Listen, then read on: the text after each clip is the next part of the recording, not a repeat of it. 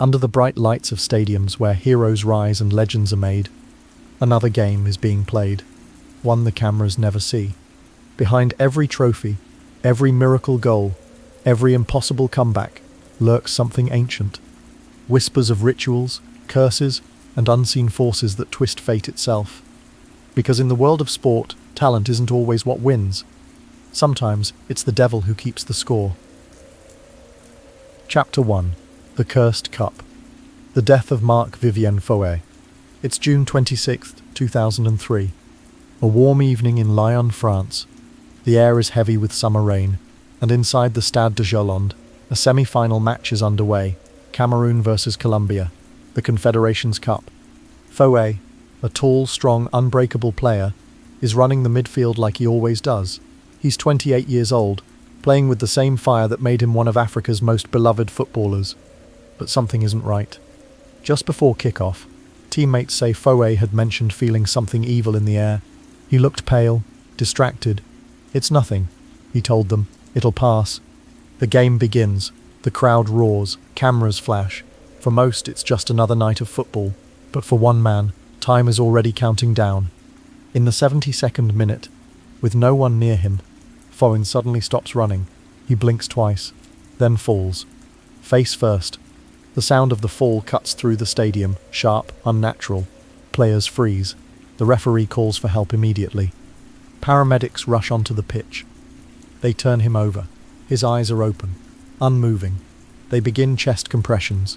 2 minutes, then 5, then 10. Still nothing. One medic whispers, "He's too stiff." Another tries to close his eyes, but they won't shut. His muscles are locked as if gripped by something unseen. In the stands, silence spreads like fog. The stadium, a place of cheers and noise, becomes eerily quiet. On the scoreboard, the clock keeps ticking, but everyone knows the match has already ended. Inside the tunnel, the medical staff work furiously. They inject adrenaline. They shock his heart. Cameras are kept away, but someone who was there later says, "It didn't look like a heart attack. It looked like possession." At 7:30 p.m. they pronounce him dead. The official cause, hypertrophic cardiomyopathy, a hidden heart defect. But in Cameroon, no one believes that's the whole story.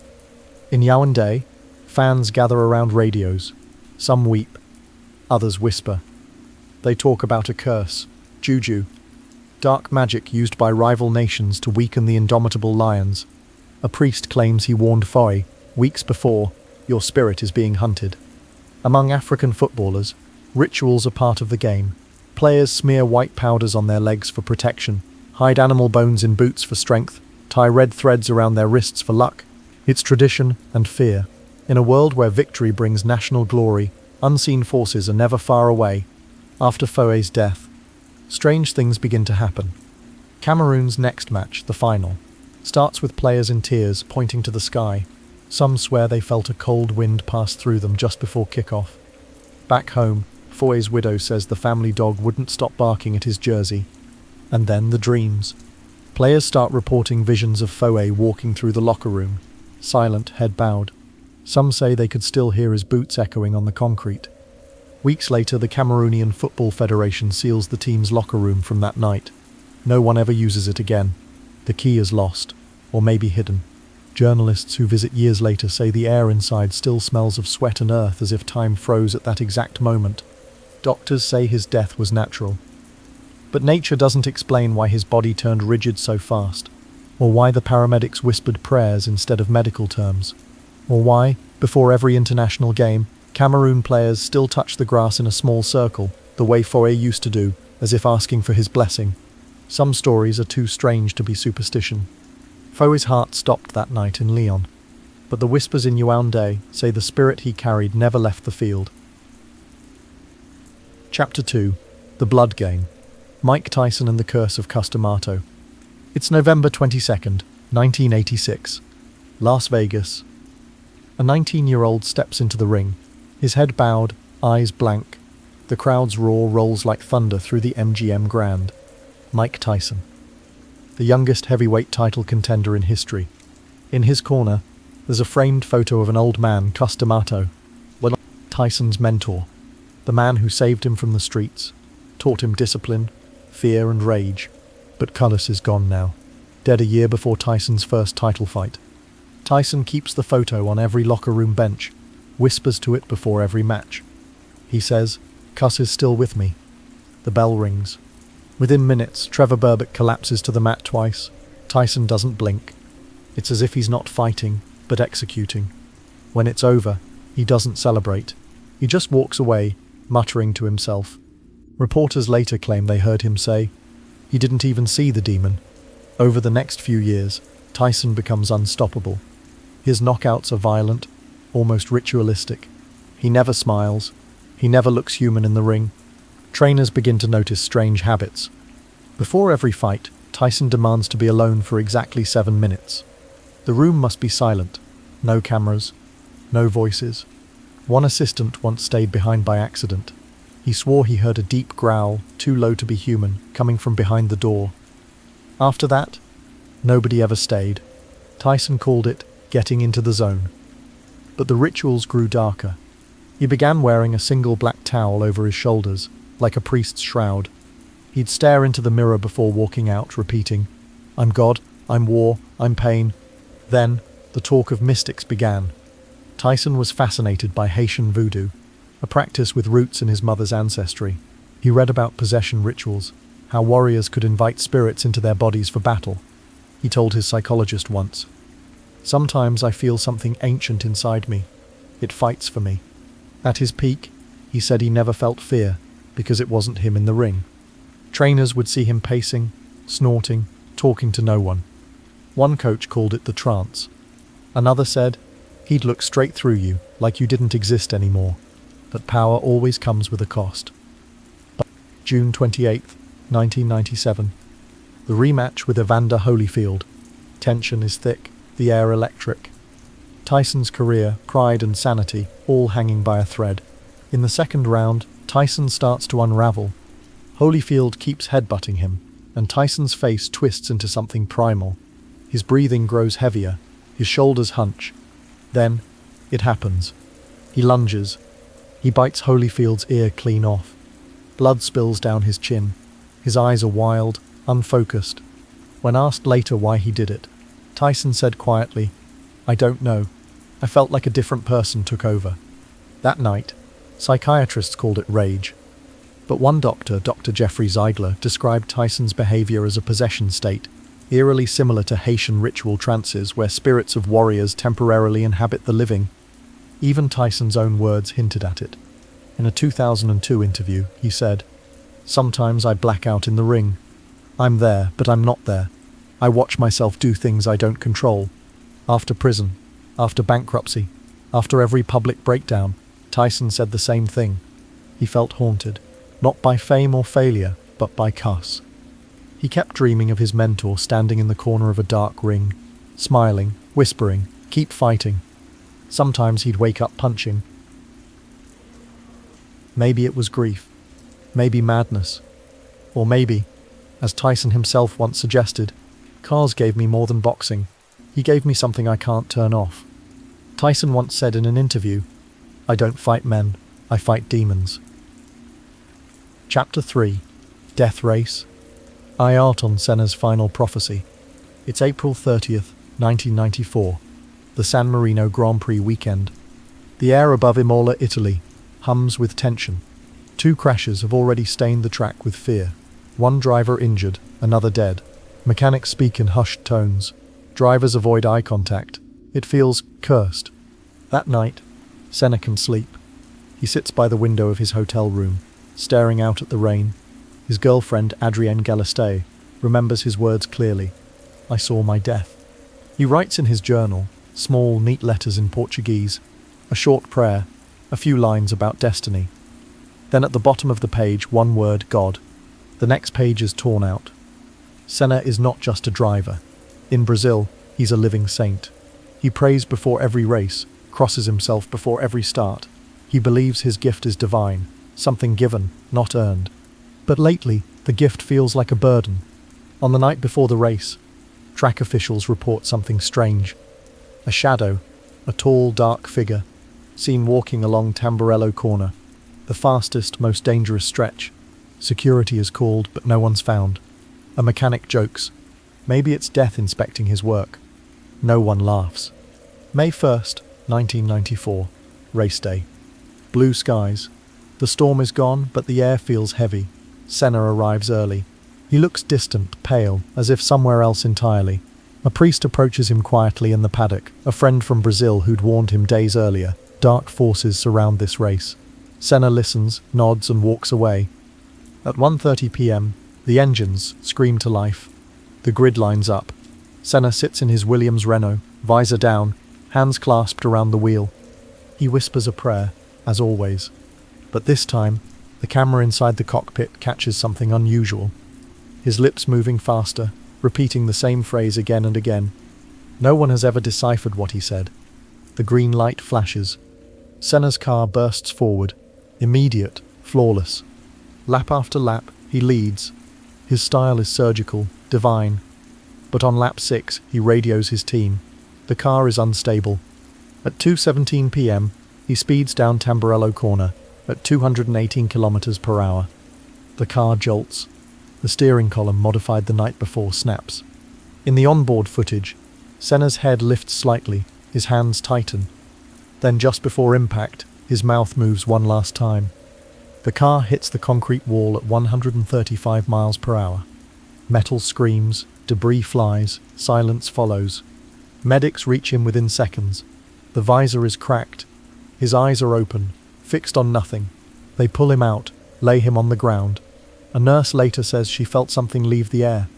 Inside his cockpit, under the seat, they find a small folded piece of paper, a prayer written in Portuguese, smudged by sweat and oil.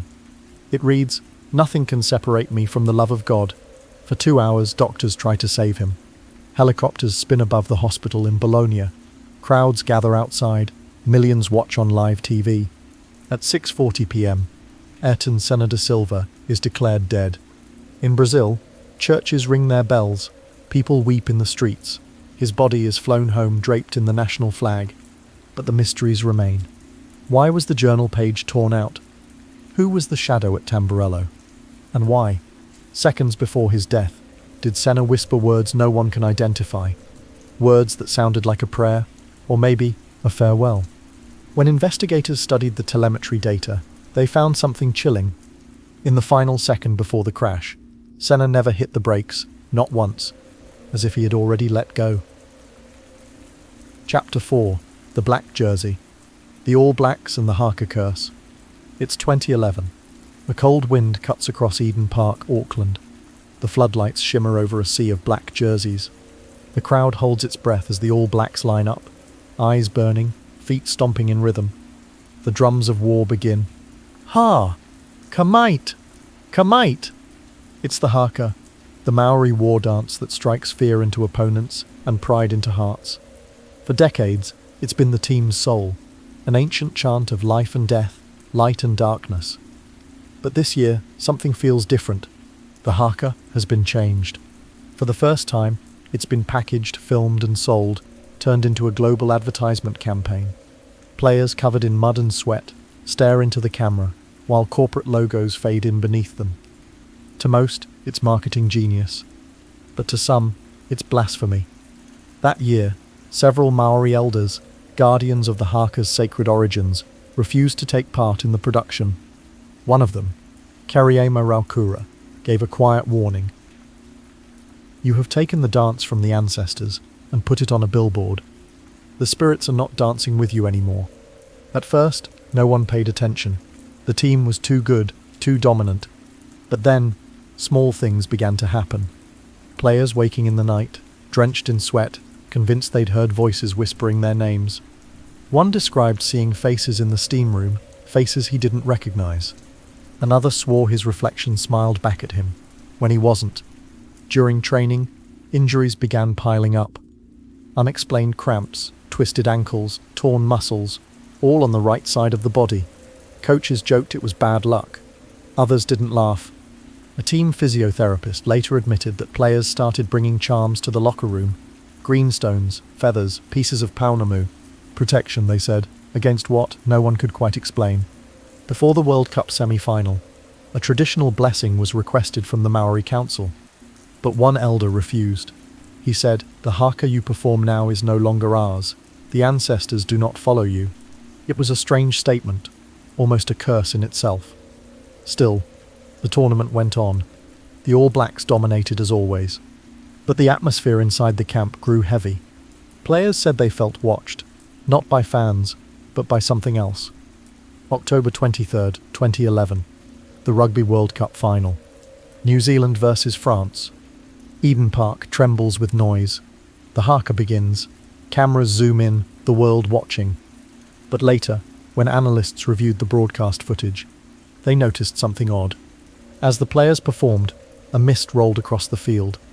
Thick and silver, but only on the All Blacks side. The French team stood in clear air. Commentators never mentioned it, but technicians confirmed the fog wasn't weather. It came from nowhere and vanished within seconds. The game was brutal. Low scoring. Players stumbled, limped, bled. Still, the All Blacks triumphed. 8-7, their first World Cup win in 24 years. The country erupted in joy. But when the victory photo was printed the next morning, one image spread like wildfire.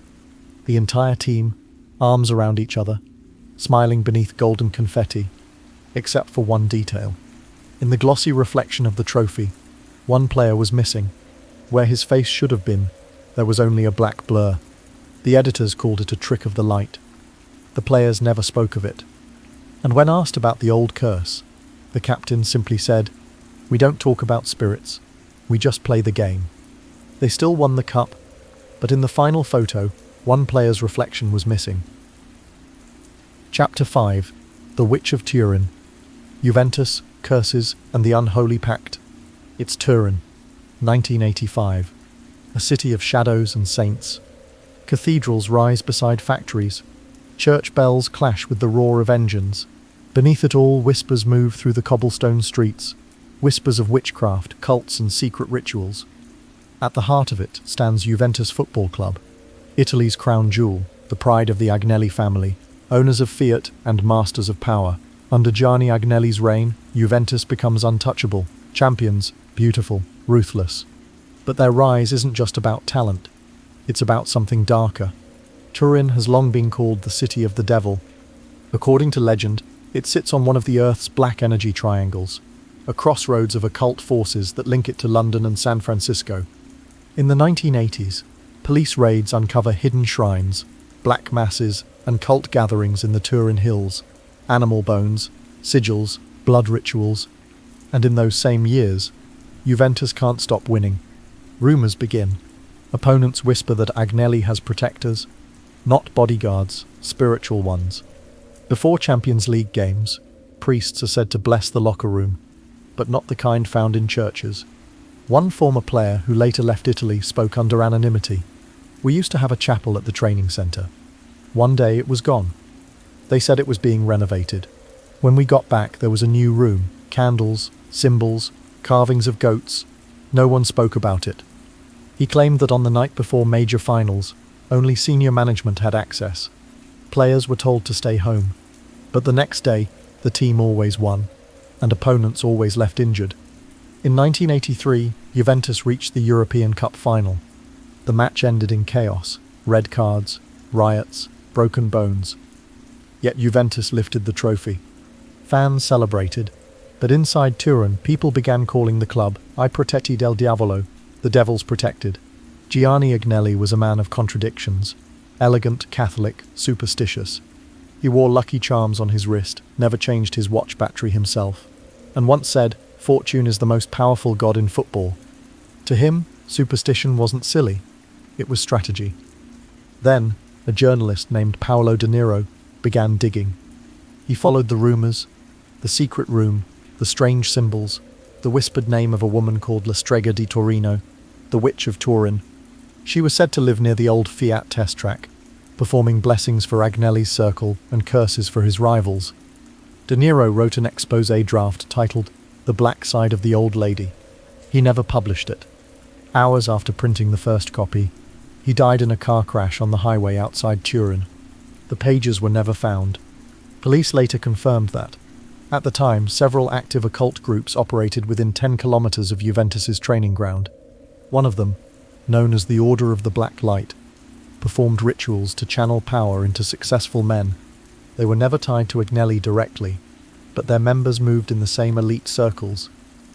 Still, Juventus kept winning.